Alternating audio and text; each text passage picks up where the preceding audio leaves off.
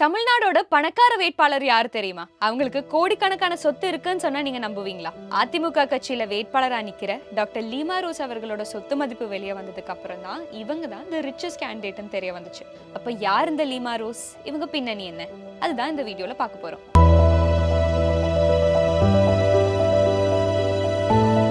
ஆச்சி மசாலா எந்த சமையலும் ருசி தேடும் ரகசியம் 20 ரூபாய்.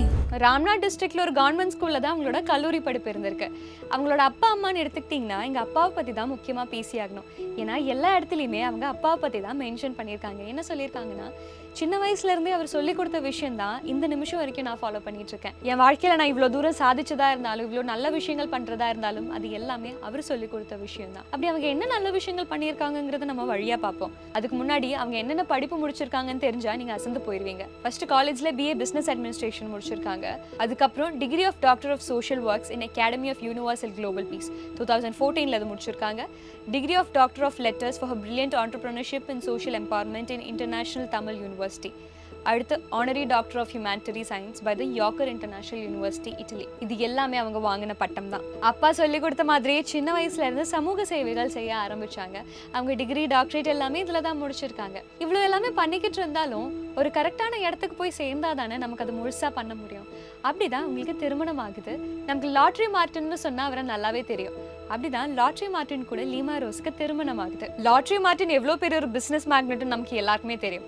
அவர் கூட சேர்ந்து இன்னைக்கு லீமா ரோஸ் ஒரு மிகப்பெரிய பிசினஸ் மேக்னெட்டா உருவாயிருக்காங்க. திருமணத்துக்கு அப்புறம் தான் இந்த பிசினஸ் உலகத்துக்குள்ள லீமா கால் எடுத்து வச்சாங்க. அவங்களோட பிசினஸ் பாதை ரொம்பவே வித்தியாசமா இருந்துச்சு. ஒரு சேரிட்டபிள் ட்ரஸ்ட் ஸ்டார்ட் பண்ணணும், நம்மளால எவ்வளவு பேரை ஹெல்ப் பண்ண முடியுமோ எல்லாரையுமே ஹெல்ப் பண்ணணும், அது ரொம்ப சந்தோஷமா பண்ணணும். இதுதான் அவங்களோட மேஜர் குறிக்கோளா இருந்துச்சு. அப்படிதான் அவங்களோட பயணம் இவ்வளவு வருஷமா இருந்திருக்கு. இப்போ மார்டின் குரூப் ஆஃப் கம்பெனிஸோட மேனேஜிங் ட்ரஸ்டி, மார்டின் ஃபவுண்டேஷனோட correspondent, Martin homeopathy medical college and ஹாஸ்பிட்டலோட ட்ரஸ்டி, அது மட்டும் இல்லாம 20க்கு மேல கம்பெனில டைரக்டரா இருக்காங்க. இவ்வளவு வருஷத்துல அவங்க வாழ்க்கையில அச்சீவ் பண்ணது சின்ன சின்ன விஷயங்கள் கிடையாது. இந்த சமூக சேவைகள்னு நீங்க எடுத்துக்கிட்டீங்கன்னா எல்லா பக்கமுமே அவங்க இருந்திருக்காங்க. என்விரான்மெண்ட்ல இருந்த educational scholarship, medical scholarship, animal welfare, எல்லா இடத்துலையுமே லீமா ரோஸோட கை இருந்திருக்கு. இப்போ இந்த எஜுகேஷனல் ஸ்காலர்ஷிப்னு எடுத்தாலே 10 கோடிக்கு மேல ஸ்காலர்ஷிப் கொடுக்குறாங்க. 7 கோடிக்கு ஒரு கவர்மெண்ட் ஸ்கூல் கட்டி கொடுத்துருக்காங்க. எல்லாமே அண்டர் ப்ரிவிலேஜா இருக்கிற குழந்தைங்களுக்கு தான். யார் யாருக்கு படிக்க முடியாதோ, காசு இல்லையோ, சாப்பாடு கூட வழி இல்லையோ, இதுல கோடிக்கணக்கான பேரை அவங்க படிக்கவும் வச்சிருக்காங்க. அடுத்து அவங்க ஆர்கனைஸ் பண்ண ஒவ்வொரு ப்ராஜெக்ட்ஸா நான் சொல்றேன். அதுல முதல்ல இருக்கிறது சீட் பால் ஃபெஸ்டிவல். 2020 அவங்க ஆர்கனைஸ் பண்ணது ஒரு எக்கோ ஃப்ரெண்ட்லி ப்ராஜெக்ட். இதுல என்ன அவங்க மேஜரா கான்சன்ட்ரேட் பண்ணாங்கன்னா, விவசாயிகளுக்கு சீட்ஸ் கிடைக்கணும். அதுக்காகவே 30 லட்சம் சீட்ஸ் விவசாயிகளுக்கு கொடுத்தாங்க. இந்த ஒரு ப்ராஜெக்ட் நடந்தது தமிழ்நாடுல ராமநாதபுரம்ங்கிற டிஸ்ட்ரிக்ட்ல. அடுத்த ஒரு முக்கியமான ப்ராஜெக்ட் என்னன்னு பாத்தீங்கன்னா ப்ராஜெக்ட் த்ரிலக்ஷா. இது பெண்களுக்காக ஆரம்பிச்ச ப்ராஜெக்ட். முக்கியமா சிங்கிள் மதர்ஸ்க்காகவும் ட்ரைபல் உமன்ஸ்க்காகவும். இதுல பெண்களுக்காக அவங்க என்ன பண்றாங்கன்னா, ஃப்ரீயா ஸ்விங் மிஷின்ஸ் கொடுக்குறாங்க. அது மட்டும் இல்லாம 3 மாசம் ஃப்ரீ ட்ரைனிங்கும் கொடுக்குறாங்க. யார் யாருக்கு வேலை வாய்ப்பு கிடைக்கலையோ, வேலைக்கு போக முடியலையோ, அவங்களுக்கு வீட்டுல இருந்தே பண்ணக்கூடிய ஒரு தொழில் கத்து கொடுக்கணும். அதுதான் ஒரு முக்கியமான எய்மா இருந்துச்சு. அதனாலதான் டெய்லரிங் கத்து கொடுத்துருக்காங்க. அடுத்து மெடிக்கல் ஸ்பான்சர்ஷிப்ல நீங்க பாத்தீங்கன்னா கிட்டத்தட்ட 360 பேஷண்ட்ஸோட லைஃப் அவங்க காப்பாத்திருக்காங்க. இது மட்டும் இல்ல, டெக்னாலஜி, இன்ஃப்ராஸ்ட்ரக்சர், இந்த மாதிரி எல்லா இடத்துலயுமே அவங்க கை இருந்திருக்கு. எல்லா இடத்துலயுமே கோடியா அவங்க செலவு பண்ணியிருக்காங்க.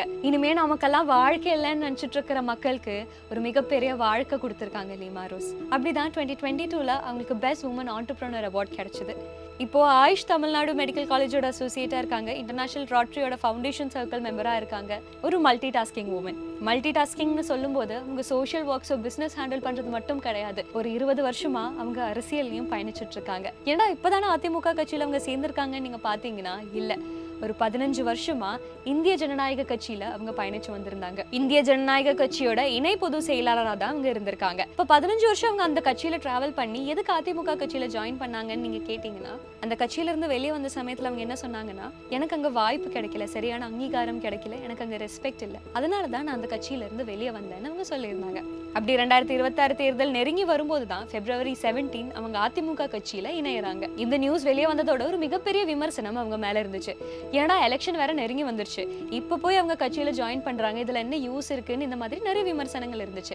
இது ஒரு பக்கம் இருக்க, இன்னொரு பக்கம் எடப்பாடி பழனிசாமி அவர்கள் அவங்க சேர்ந்த அன்னைக்கு February 17 அன்னைக்கு மகளிர் அணி இணை செயலாளரா பதவி கொடுத்துட்டாங்க. அதுக்கு அடுத்து நமக்கு வர நியூஸ் என்ன, 2026 தேர்தல்ல லால்குடி தொகுதியில கேண்டிடேட்டா லீமா ரோஸ் தான் நிறுத்துறாங்கன்னு. இது ஒரு மிகப்பெரிய கலவரம் அதிமுக கட்சியில இருந்தும் மத்த கட்சியில இருந்தும் உருவாக்கிச்சு. இவ்வளவு வருஷமா நாங்க இந்த கட்சியில பயணிச்சுட்டு இருக்கோம், எங்களுக்கு எல்லாம் வாய்ப்பு இல்ல, இப்ப புதுசா வந்தவங்களுக்கு வாய்ப்பு கொடுக்குறாங்களே, இதுக்கான அதுக்கான காரணம் என்ன? இந்த மாதிரி நிறைய விமர்சனங்கள் சுத்தி போய்கிட்டு இருந்துச்சு. அதுக்கு ஒரு காரணம் என்ன சொல்றாங்கன்னா, லீமா ரோஸ் அந்த கட்சிக்குள்ள வரும்போது 300 கோடி ரூபாய் கட்சிக்காக கொடுத்துட்டு தான் வராங்க. அதனால தான் எடப்பாடி பழனிசாமி அவர்கள் அவங்களுக்கு ஒரு சீட் கொடுத்திருக்காங்கன்னு சொல்லப்படுது. இந்த விஷயம் எவ்வளவு தூரம் உண்மைங்கிறது நமக்கு தெரியாது. இவ்வளவு தூரம் அவங்க அரசியல்ல பயணிச்சிருந்தாலும் அவங்களோட ஐடியாலஜி என்னங்கிறது நமக்கு தெரியவே இல்லை. ஆனா அதிமுக கட்சியில ஜாயின் பண்ணதுக்கு அப்புறம் இப்ப ரீசெண்டா அவங்க ஒரு ஸ்பீச் கொடுத்திருந்தாங்க. அதுல என்ன சொன்னாங்கன்னா, லால்குடி மக்கள் என்னோட மக்கள், ஒரு 40-50 வருஷம் பின்தாங்கி இருக்கிற இந்த ஒரு கிராமத்தை முன்னேற்றி கொண்டு வரணும், அதுதான் என்னோட எய்மா இருக்கு. இந்தியாவே திரும்பி பார்க்குற அளவுக்கு இந்த ஊரை நான் மாத்த போறேன், நீங்க எல்லாருமே அசந்து பார்க்க போறீங்க. இங்க மக்கள் என்கிட்ட சொன்ன பிரச்சனைகள் என்னன்னு பாத்தீங்கன்னா, ரோடு வசதி இல்ல, உப்பு தண்ணி வருது, எங்களுக்கு இந்த வீட் ப்ராடக்ட்ஸ் எல்லாம் போடுறதுக்காக குடவுன் வேணும், இந்த மாதிரி சின்ன சின்ன விஷயங்கள் தான் அவங்க சொல்லியிருந்தாங்க. இந்த விஷயத்துல எல்லாமே இந்த ஒரு 5 வருஷத்துல நான் கண்டிப்பா மாற்றம் கொண்டு வருவேன், அவங்களுக்கு என்ன தேவையோ அதை நான் கண்டிப்பா பண்ணி கொடுப்பேன். அது மட்டும் இல்லாம இந்த லால்குடி தொகுதியில ஒரு 1 ஏக்கர் இடம் எடுத்து அங்க மெடிக்கல் சர்வீசஸ் பண்ணணும். அதுதான் இங்க இருக்கிற எல்லா மக்களுக்குமே மெடிக்கல் செக்அப்ஸ் பண்ணுவேன். இதெல்லாம் தான் நான் இப்போ கான்சென்ட்ரேட் பண்ண போறேன். அது மட்டும் இல்லாம இந்த 5 வருஷத்துல மக்களுக்கு என்ன தேவை இருக்கோ அது எல்லாமே கேட்டு அவங்களுக்கு பண்ணி கொடுப்பேன்னு அவங்க ஒரு ஸ்பீச் கொடுத்திருந்தாங்க. இது கேட்டதும் மக்கள் மனசுல ஒரு நம்பிக்கை வந்துச்சுன்னு தான் சொல்லலாம். ஆனா விமர்சனம் பண்றவங்க எல்லாம் என்ன சொல்றாங்கன்னா, அவங்க கையில காசு இருக்கு, அதனால தான் வந்தோன்னு அவங்களுக்கு ஒரு தொகுதி கிடைச்சு இப்ப கேண்டிடேட்டா நிக்கிறாங்க, இங்க காசு இருக்கிறவங்களுக்கு தான் ஆப்பர்ச்சுனிட்டி கிடைக்குது, இது ரொம்ப தப்பா இருக்குன்னு சொல்லி நிறைய பேர் விமர்சிக்கிறாங்க. இவங்க ஒவ்வொரு நாளும் ஃபேமஸ் ஆயிட்டு வராங்கன்னே சொல்லலாம்.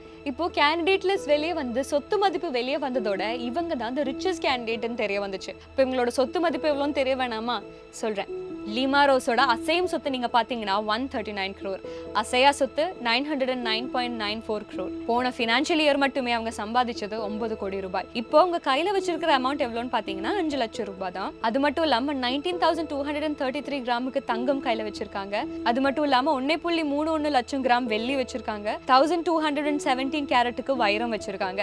இப்ப மார்டின் அவர்களோட சொத்து மதிப்பு நீங்க பாத்தீங்கன்னா அசையும் சொத்தே 3,262 crore, அதே அசையா சொத்து பாத்தீங்கன்னா 887 crore. அவர் போன ஃபைனான்ஷியல் இயர் சம்பாதிச்சது 11 கோடி ரூபாய்.